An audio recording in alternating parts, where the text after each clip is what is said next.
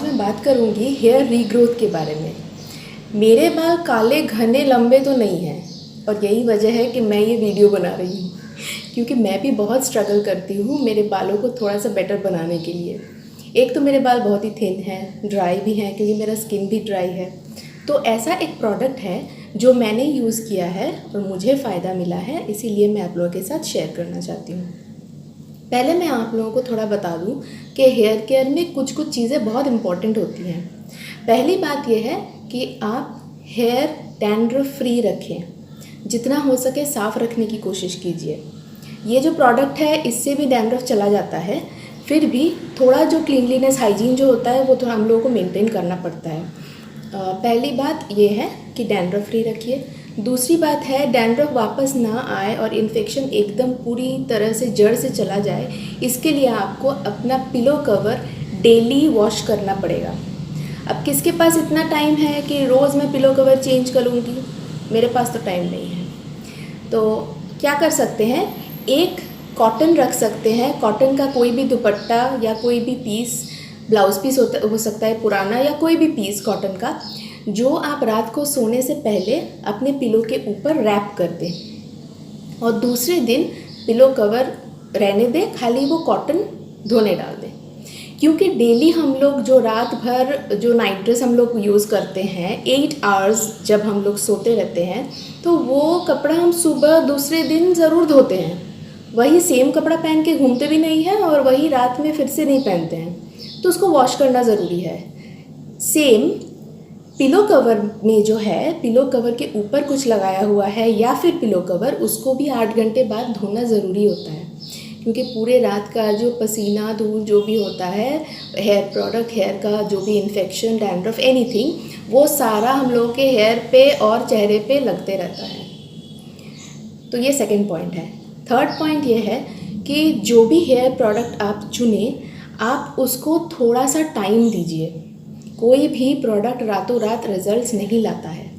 तो अगर आप कोई हेयर ऑयल सेलेक्ट कर रही हैं या फिर कोई शैम्पू आपको ठीक लग रहा है, कुछ वॉशेस में आपको लग रहा है कि हाँ ये शैम्पू मुझे सूट कर रहा है, तो उसको और थोड़ा सा टाइम दीजिए। हेयर यहाँ से निकल के जब तक इतना तक एटलीस्ट 4 मंथ्स, 5 मंथ्स, 6 मंथ्स, जब तक ये इतना लंबा तक नहीं हो जाता है, आपको समझ में नहीं आएगा कि हेयर रीग्रोथ हो रहा है या नहीं हो रहा है। तो मिनिमम हेयर प्रोडक्ट को समझने में 6 मंथ्स लगते ही हैं। टिपिकली हेयर ऑयल, क्योंकि कोई हेयर ऑयल एक दिन लगाने से दूसरे दिन नए बाल नहीं आ जाएंगे। ओवर द टाइम 4 हफ्ते में, 3 हफ्ते में, या फिर जल्दी से जल्दी हुआ तो 2 हफ्ते में आप कुछ डिफरेंसेस नोटिस कर सकती हैं। जैसे कि बालों का झड़ना कम हो जाएगा, डैंड्रफ की वजह से जो इचीनेस है या फिर जो भी प्रॉब्लम्स, फ्लेक्स, वो सब कम होने लगेंगे। ये सब हो सकता है, लेकिन टोटल रीग्रोथ तब तक ही आएगा जब तक आप इसे, कोई भी प्रोडक्ट को 6 मंथ तक यूज़ करेंगे। तो मैंने सेशा हेयर ऑयल लगातार 4 साल तक यूज़ किया, अभी भी मैं यूज़ करती हूँ और ये ऑयल मुझे लगा है कि काफ़ी इफ़ेक्टिव है। पहला यह है कि हेयर का ड्राइनेस चला जाता है, हेयर का जो बालों का झड़ना जो है वो काफ़ी हद तक कम हो जाता है अगर आप रेगुलर यूज़ करें तो। रेगुलर मतलब हफ्ते में 2 बार, तेल लगाने के बाद 1 घंटा रख के उसको शैम्पू कर लीजिए। हफ्ते में 2 बार ज़रूर लगाइए। अगर नहीं हो पाए तो हफ्ते में 1 बार तो बिल्कुल कीजिए। स्किप कर जाने से नहीं होगा, रिज़ल्ट आपको नहीं मिलेगा। ज़्यादातर लोग ये गलती करते हैं कि बालों को हेयर ऑयल मसाज करके सॉफ्ट स्मूथ बनाना है, मतलब इतना ऑयल लगाओ, अच्छे से चम्पी करो, फिर उसके बाद 2 घंटे बाद शैम्पू करो। क्या होता है, ज़्यादा तेल लगाते हैं, ज़्यादा देर तक रखते हैं, उसके बाद ज़्यादा शैम्पू लगता है उस तेल को धोने के लिए। अल्टीमेटली बाल हो जाते हैं ड्राई, जो था उससे भी ड्राई।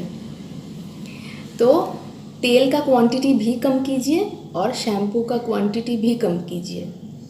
स्कैल्प में मसाज करने के लिए जितना तेल ज़रूरी है 1 स्पून इनफ है। बालों के एंड में थोड़ा सा तेल लगाने के लिए जितना ज़रूरी है, जिसके जितने लंबे बाल हैं उसी हिसाब से यूज़ करें, लेकिन ओवर मत कीजिए। अब आप ये सोच रहे होंगे कि इतने सारे प्रोडक्ट्स हैं तो मैंने सेशा हेयर ऑयल ही क्यों चुना, क्यों ख़रीदा मैंने। मेरी एक ऑफिस की कलीग है जो अपने बाल इतने छोटे छोटे कटवा ली थी स्टेप्स पे। जनरली हम लोग जब हेयर कट करवाते हैं तो उसके बाद हेयर ग्रो करने लगते हैं, फिर नेक्स्ट एटलीस्ट 2-3 मंथ्स में फिर से कटवाना पड़ता है उस शेप को मेंटेन करने के लिए। तो मैं जब उससे बात कर रही थी, वो लगभग उसका हेयर कट के बाद 4 महीना हो गया था, 4 महीना से थोड़ा ज़्यादा हो गया था, और वो ऐसा बता रही थी कि बहुत दिनों से सोच रही हूँ बालों को कटवाना है, स्टेप्स ख़राब हो गया है लेकिन टाइम नहीं मिल रहा है। तो अचानक मैंने नोटिस किया, मैंने उससे पूछा कि तूने तो कुछ ही महीने पहले बाल कटवाए थे, तो इतनी जल्दी इतने लंबे कैसे हो गए। तो तब उसने जवाब दिया कि हे टीना, तेरे बारे में बोल रही हूँ, समझ में आ रहा है ना। एनीवे, तो उसने मुझे बताया कि मैं ये सेशा हेयर ऑयल यूज़ करती हूँ, मुझे किसी ने बोला था कि इससे बाल लंबे होते हैं। मुझे नहीं पता है कि दूसरा कुछ फ़ायदा हो रहा है या नहीं हो रहा है, लेकिन हाँ लंबे ज़रूर हो रहे हैं। तो देख के मुझे बहुत अच्छा लगा, मैंने सोचा मैं भी एक बॉटल ख़रीद के ट्राई करती हूँ। फिर मैंने वो हेयर ऑयल ख़रीद के यूज़ करना शुरू किया। यूज़ करना जब शुरू किया तो पहले कुछ वीक्स में, 2 या 3 वीक्स में मेरे बालों में काफ़ी अच्छा शाइन और सॉफ्टनेस आ गया, बाल झड़ना भी कम होने लगे। उसके बाद मैंने उसको स्टॉप नहीं किया, लगातार मैं 4 साल तक यूज़ करती रही, और यकीन मानिए आप 6 मंथ्स के बाद से ही नोटिस करने लगेंगे कि आपके हेयर का जो थिकनेस है उसमें, जैसे हम हेयर टाई करते हैं ना, तो वो जब पकड़ेंगे आप हेयर टाई करने के लिए रबर बैंड लगाएंगे तो उस थिकनेस में डिफरेंस आपको नज़र आएगा, यू कैन नोटिस दैट। तो ये था मेरा आज का टिप, आप ये सेशा हेयर ऑयल ज़रूर यूज़ कीजिए। ये कोई भी स्पॉन्सर्ड वीडियो नहीं है, मुझे कुछ पैसे नहीं मिल रहे हैं सेशा की तरफ से, मैंने खुद यूज़ किया है और मुझे फ़ायदा हुआ है, इसीलिए मैं आप लोगों के साथ शेयर कर रही हूँ। तो मैं अपने अगले वीडियो में फिर कोई दूसरा टिप लेके आऊँगी, फिर कोई दूसरा एक इफ़ेक्टिव प्रोडक्ट का रिव्यू डालूँगी। तब तक के लिए आप लोग मेरे चैनल को सब्सक्राइब करके बेल नोटिफिकेशन आइकन को सिलेक्ट करके रखिए, मिस ना हो जाए कोई भी टिप। एनीवे, तब तक के लिए बाय बाय।